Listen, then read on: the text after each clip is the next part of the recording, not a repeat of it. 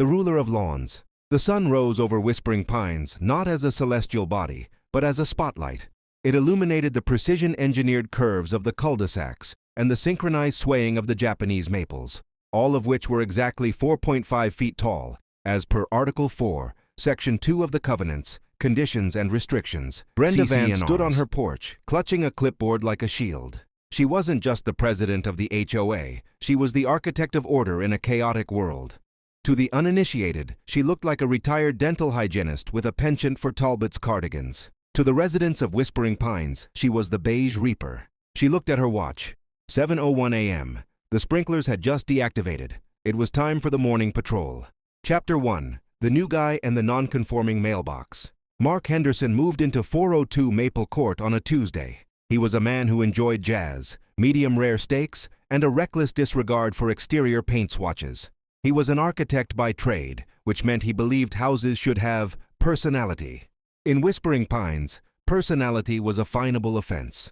As the moving truck hissed to a stop, Brenda was already there, hovering near the curb like a predatory bird.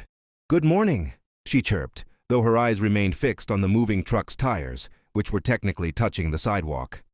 "I'm Brenda. Welcome to the neighborhood. I have your welcome packet. It's 48 pages, double-sided. I've highlighted the section on trash can placement in neon yellow for your convenience." Mark, balancing a box of kitchenware, grinned. "Thanks, Brenda. Glad to be here. Beautiful place you've got." "It stays beautiful because we have standards, Mark," Brenda said, her smile not reaching her eyes. She pointed a manicured finger at his mailbox. "I noticed your realtor didn't mention the mailbox. It's Tuscan Sunset. We transitioned to Sandstone Pebble in 2024. You'll have 14 days to remediate. We wouldn't want to lean on the house before the boxes are even unpacked, would we?" Mark paused. "The mailbox? It's a brown box, Brenda. It's an unauthorized brown box," she corrected gently. "I'll leave the approved paint codes on your windshield." Mark was sitting on his porch, sipping a beer, when the board descended. There were 5 of them, walking in a V formation like geese with clipboards. Brenda led the pack. "Mark," she began, her voice trembling with the weight of communal justice. "The flamingo. It's a violation of the statuary and lawn ornamentation clause. Only natural stone or bronze statues under 12 inches are permitted, provided they depict non-aggressive wildlife." "It's a flamingo, Brenda," Mark said, leaning back. "It's a bird. It's wildlife. And I'd say it's pretty passive-aggressive at best. It's neon, Mark. Neon is not a color found in the Whispering Pines palette. We are a desert-toned community. I think it adds a little flair," Mark replied. "Besides, the CC and RSA ornaments are allowed if they have seasonal relevance. It's summer. Flamingos are very summer." Brenda leaned in, her voice a low hiss.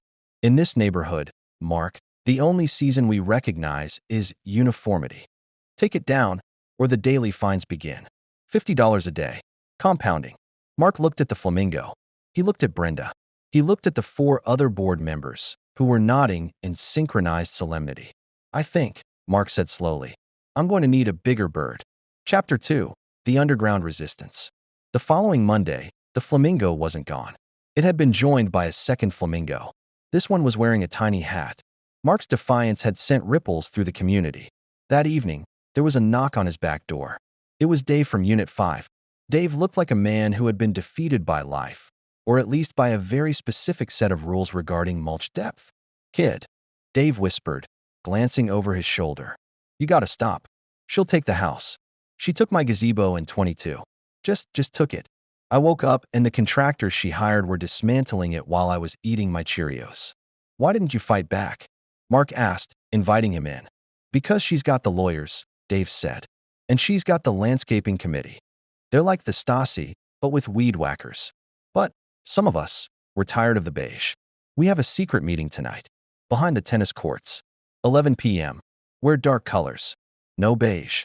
It was 11:15 p.m. In Whispering Pines, that's dead of night. Lighting ordinance, nothing over. 3000 kelvins. I met Dave behind the tennis courts. He didn't say hello. He just pulled out a scarf. It was paisley. Illegal. Bold. "Put it on," he whispered. "The cameras have thermal tracking now. Brenda's upgraded." I was led, blind and stumbling, through a labyrinth of side gates and quiet zones until we reached his basement. They called it the root cellar. When the blindfold came off, I didn't see a man cave. I saw a revolution. Wall-to-wall monitors showed satellite feeds of the neighborhood. I met the Un-Mowed. There was Mrs. Gable from Unit 14. She looked like she spent her days knitting tea cozies, but here she was the provider. She ran a black market birdseed ring, sunflower seeds, sweat, the heavy stuff, all banned under the No Avian Loitering Act of 2021. Then there were the Johnsons. They lived in Unit 22. To the world, they had a flat, boring backyard. In reality, they had a 10-man hot tub hidden under a retractable, hydraulic lid covered in high-density faux grass. Dave pulled up the enforcement matrix. It was a spreadsheet that would make a dictator blush. Brenda's purity scores? I looked at my name. 12%. I was the lowest-rated resident in the history of the Pines. "You're a ghost, Mark," Dave said, handing me a pouch of wildflower seeds. "And ghosts can do things living men can't. Tonight, we start Operation Pollination. You're going to hit the common area. If even one poppy sprouts in that Bermuda grass, the spell is broken. Arc 2, the reign of terror." But Brenda smelled the treason in the air. By Tuesday, the neighborhood didn't feel like home. It felt like an occupied zone. She invoked Article 9 emergency aesthetics powers. Suddenly, the Beige Guard appeared, Civic Harmony Solutions. These weren't retired hobbyists. These were guys in tactical, khakis with laser levelers and high-spec, color-matching scanners. If your grass was 3.1 inches instead of the mandated 3.0, you got a knock at the door. She went for Dave first. Selective enforcement, a notice of non-compliance for a mailbox that was tilted 2 degrees to the left. It was psychological warfare. She wanted us to know that even the earth under our feet was subject to her clipboard.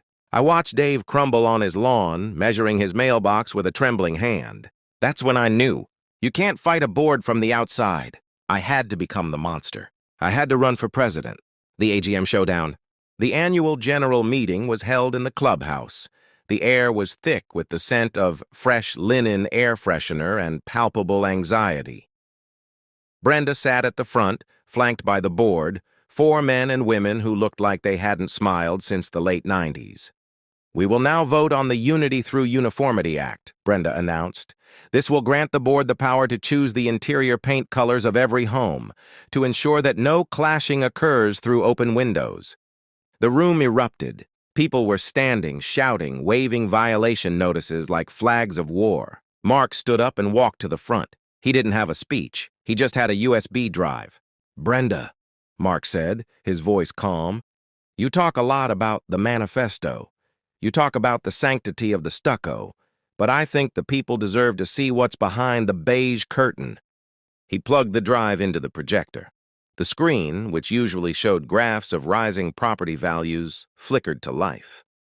It was the video of Brenda's backyard. The room went deathly silent. They saw the riot of color. They saw the ceramic gnomes. They saw the midnight azure pond with the floating lily pads. And then they saw Brenda. She was kneeling in the dirt, wearing a t-shirt that said, "I heart chaos," happily planting a purple salvia. Brenda stood up at the podium, her face turning a color that wasn't in any approved palette. It was a deep, furious crimson. That is a private sanctuary," she stammered. "It's for research purposes. I have to know the enemy to defeat it." "You aren't defeating the enemy, Brenda," Mrs. Gable shouted from the back, tossing a handful of birdseed into the air. "You're living it. You've been hoarding the color for yourself while we live in a desert of tan." The vote wasn't even close. The Kaleidoscope Commons. The transition was messy, as most revolutions are. For the first few months, everyone went overboard. People painted their houses neon green, purple, and electric blue. The neighborhood looked like a box of highlighters had exploded over a desert landscape. But eventually, the new era settled into a comfortable, colorful middle ground. Mark was elected atmosphere director, a role he took with surprising seriousness. He didn't bend rules, he just made them human. The Beige Guard was disbanded and replaced by the Garden Support Squad, a group of teenagers who were paid in pizza to help residents plant flowers that actually attracted butterflies. 6 months later, Mark was sitting on his porch, which was now framed by a modest but beautiful trellis of jasmine. He saw Brenda walking down the sidewalk. She wasn't carrying a clipboard anymore. She was carrying a trowel and a bag of high-grade organic fertilizer. She stopped at his lawn. She looked at his mailbox, which was now painted a soft, elegant navy. "It's acceptable," she said, her voice still holding a hint of that old authority. "Thanks, Brenda," Mark smiled. "Want a beer?" "It's a local craft." Very non-standard. Brenda hesitated, then stepped onto the porch. She sat down in a wicker chair that was for the first time in years painted a bright, defiant yellow. "You know," she said, looking out at the neighborhood where children were actually playing on the grass. "The drainage is still terrible. If we don't fix the northeast culvert by winter, we're going to have a level 5 flooding event." Mark handed her a cold bottle. "I know, Brenda. That's why you're still in charge of the infrastructure committee. No one handles a culvert like you." Brenda took a sip, looked at the pink flamingo standing proudly by the front door, and nodded. "At least it's a high-quality plastic. I suppose I can live with that." And for the first time in the history of Whispering Pines, the president of the HOA actually smiled.